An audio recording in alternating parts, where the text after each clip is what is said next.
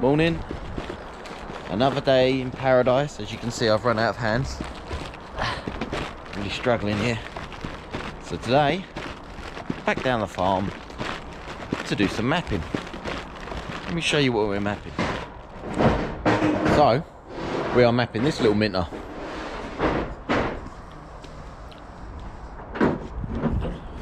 Intercooler might give away something. I don't think I've seen a Mark IV this clean in years. Sits well. That might give it away and all.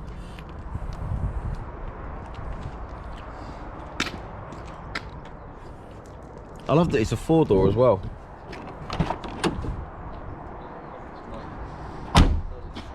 You've polished this within an inch of its life, haven't you? Yeah, the guy I got it off, he sort of looked after it, but he was like about 20 stone. He used to lean in. Why it's so low, is it? Well, no, it's right, it's got coilovers on it, but it's like... It's Ooh! Just, is that a proper tile screamer, is it?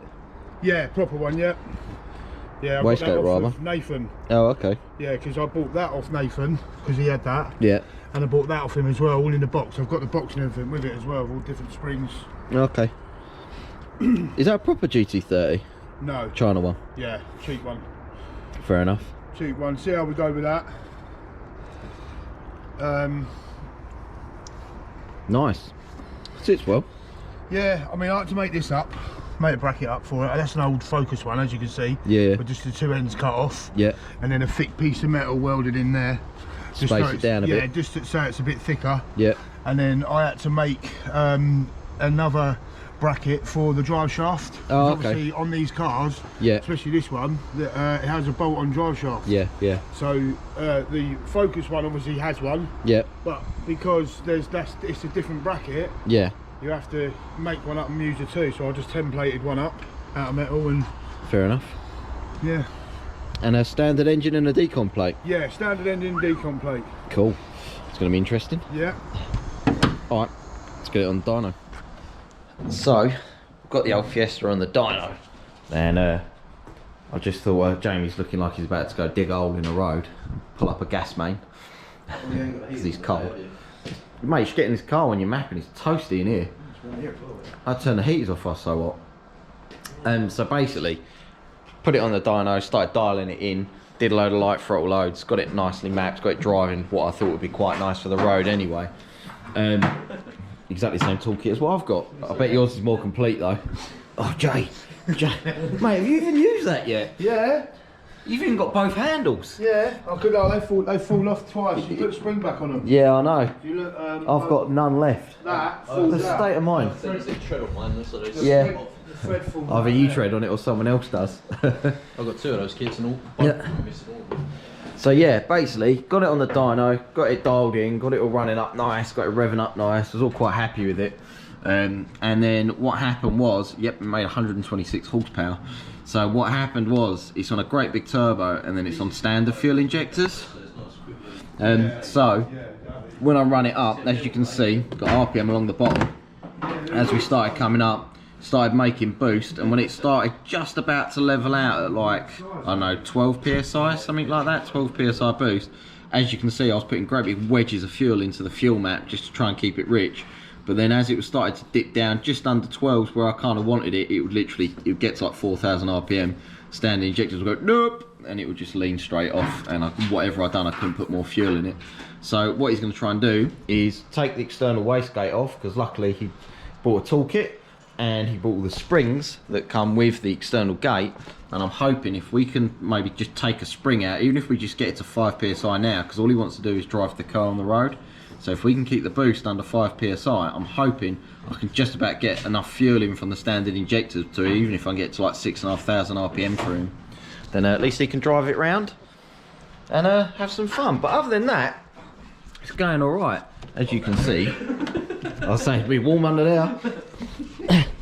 As you can see, I've been putting massive chunks into the VE table just to try and richen it up whilst logging it. He hasn't got Lambda on here, so the ECU's not logging Lambda, so I'm having to use his gauge down there that I could wire up and obviously the dyno's NTK sensor.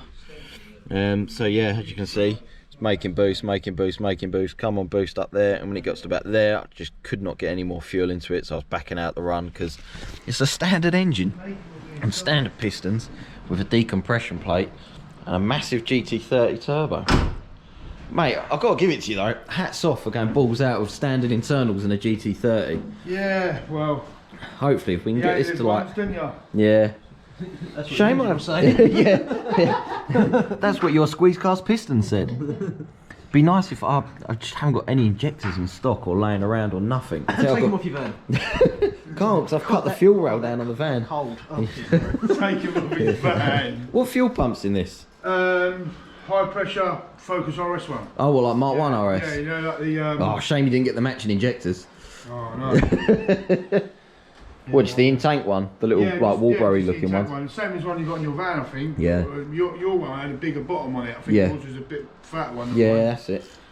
Well, at least you've got a fuel pump. But yeah, if we had some injectors, we can make some power. But yeah, right. Me and Jamie will stand back here and we'll watch you work. God, it feels nice to not work for a change. Just let the customer do all the work. Yeah, exactly that. Especially when you start fucking on and all. Yeah, I was going to say. But other than that, it looks like it's going to be a cool little sleeper. I reckon, set of decent injectors, 13 psi, the way that was going, I reckon 260 horsepower before the piston falls out the bottom.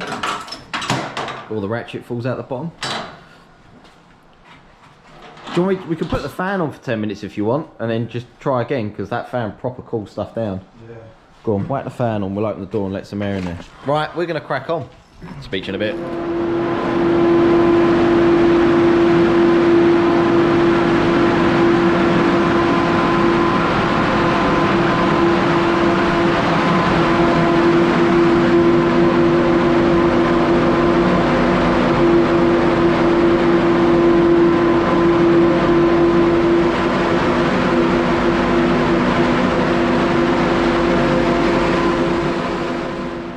So, we went for the green spring, which according to the tile chart was 4.8 psi.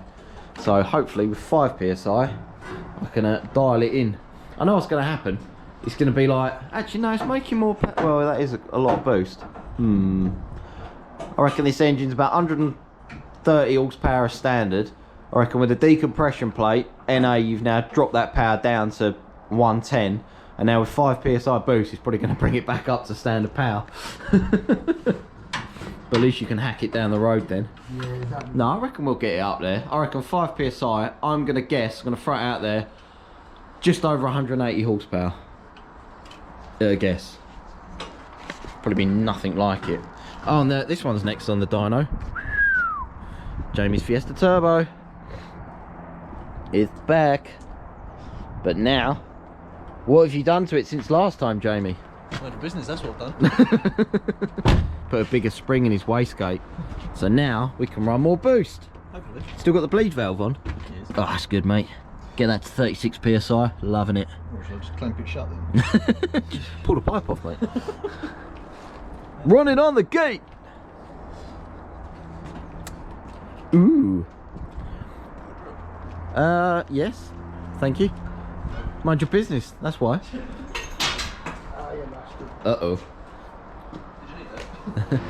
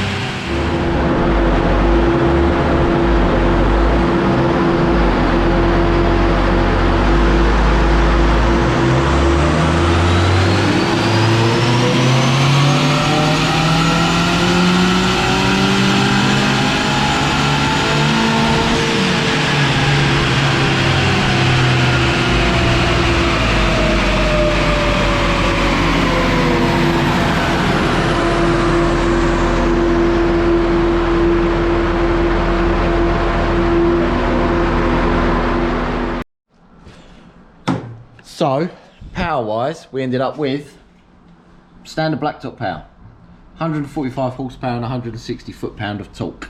The injectors are absolutely flat out. We're making about 4 psi of boost, so yeah, standard power is what it is. You can drive it around now, get it on the road. You can actually fine-tune the rest of the car, sort the tracking out, bits, make sure it all just stops, starts, goes, doesn't leak anything, doesn't drip anything. And then I'm going to order him some new injectors, and we can get back, put a bigger spring in it, and then hopefully we'll get some more power for it. Yeah, I was going to say, he's having exactly the same problem as what you had, isn't he? Couldn't get no more boost for it, so we made 200 horsepower at 10 psi. Well, we ain't having boost problems. No, he's not having boost problems. He's the other side. He's having fuel problems. Yes. So now, if we put more, now we can put more boost through your car next. We can see what yours makes. A mess. A mess. So yeah, that'd be calling it a day for this one then, eh? You happy with that? Yeah, brilliant. Thanks a lot. That's all right. Right, let's get this unstrapped, get it off, and get Jamie's in. Sweet.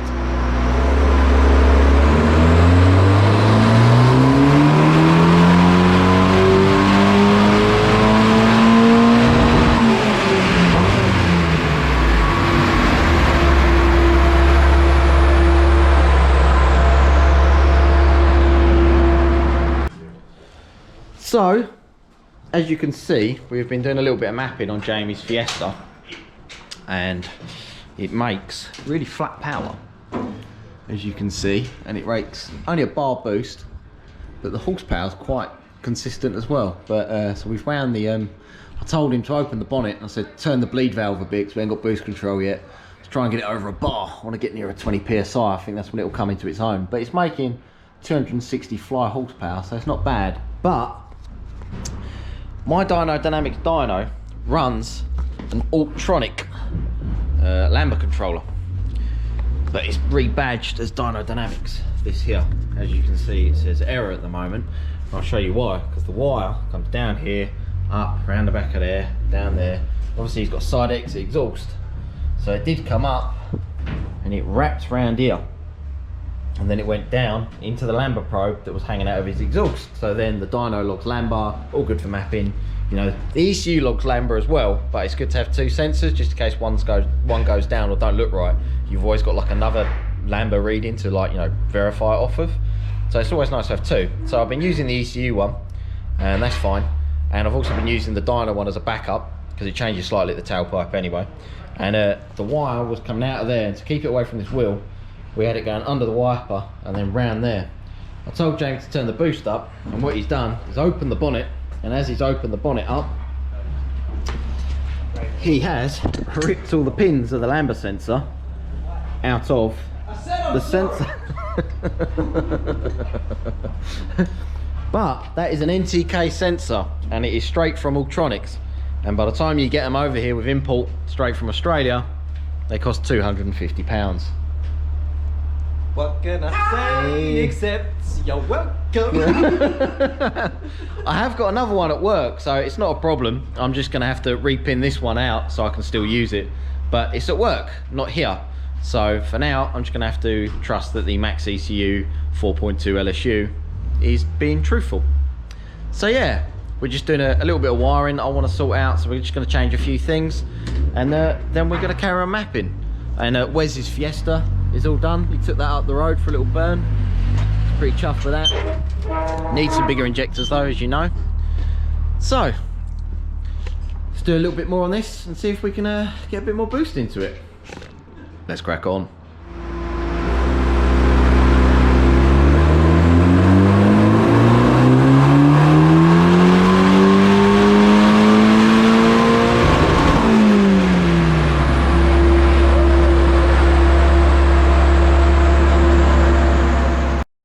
Yeah, that's right. So, not the best day for Mr. Ford. Mr. Jamie, not the worst, but not the best. So basically, I've done a bit of mapping, as I always do. We put a new Lambda sensor on the dyno. Thank you, Jamie. I went and got one from work so I could log Lambda. And I tried. We ended up the bleed valve wouldn't bleed any more boost into it, and he's put a bigger spring in his wastegatey actuator. Oh, thank you, sir. It's that time of day. Sun's out. Why not? So yeah, put a bigger spring in his wastegate actuator, and it's meant to be about 17 psi, but it only made 15. We was going to try and adjust the preload on the arm, but the thread was too long, so it needs cutting down. By this point it was too hot under the bonnet, so we decided we were just going to leave it at that. We tried turning the bleed valve up, got to like 16 psi, wouldn't do any more. So we end up taking the bleed valve off, and we fitted an electronic 3-port Mac valve, connected it to the Mac's ECU, calibrated it all, got it all up and working, and now it makes that. That is wheel horsepower, by the way. So if I just change this, that one there, change that to flywheel corrected power, 0 to 500, there you go. It makes 278 horsepower and 290 foot-pound of torque, which you're pretty happy with, aren't you? Yeah. Better than what it was anyway. Got another 50 horsepower, but it was only at like 16 psi, I think it peaked at, which was really annoying because I wanted to like wind it right up to like 23, 24 psi, and then it would probably make well over 300 brake. But clearly it won't, so you need to take your wastegate off again, actuator off, cut the rod down, tighten up the preload, come back, and we will try again. But for now, that will have to do. It will have to do. Yeah. Because I can't be bothered now. Yeah, I can't be bothered either. I want to go home. Actually, I want to tidy up this unit. I haven't done too much with the unit. I've done a bit more balding. As you can see, it's looking a bit more like a dyno cell. The guy next door is a metal fabricator, so he's going to make me some doors. A door here, and a door here. For those who haven't seen my dyno cell progress, here it is. And then I've got a man cave upstairs to make most of the room up there. Ginger Scooby's still here. He's putting the dash back in and some bits and bobs. Crap everywhere on the floor, crap everywhere there. Yeah, rubbish everywhere.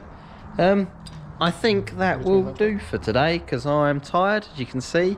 Got no extraction on the dyno, so I've breathed in way too many fumes, hence I sound a little bit lethargic. Is that a word? Yeah. Yeah, I feel a bit slow, so I'm gonna have a beer, have a tidy up, bit of fresh air. Because beer always gives you energy. Yeah, it does, it does. And I'm going home. So yeah, until next time. Cheers, guys. You ready? Go! Locks the rollers so you can get out.